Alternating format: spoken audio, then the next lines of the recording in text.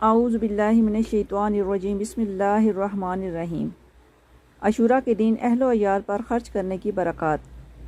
हज़रत सैयदना अब्दुल्ला बिन मसूद सहाबी रज़ियल्लाहु तआला अन्हा कहते हैं कि नूर के पैकर तमाम नबियों के सरदार दो जहां के ताजूर सुल्तान बहरोबर सल्लल्लाहु अलैहि वसल्लम ने फरमाया है कि जो शख्स आशूरा के दिन अपने बाल बच्चों के खाने पीने में खूब ज़्यादा फरागी और कुशादगी करेगा, यानी ज़्यादा खाना तैयार कराकर खूब पेट भर कर खिलाएगा, अल्लाह ताला साल भर इसके रिस्क में वुसअत और खैर बरकत अता फरमाएगा। सुबहान अल्लाह।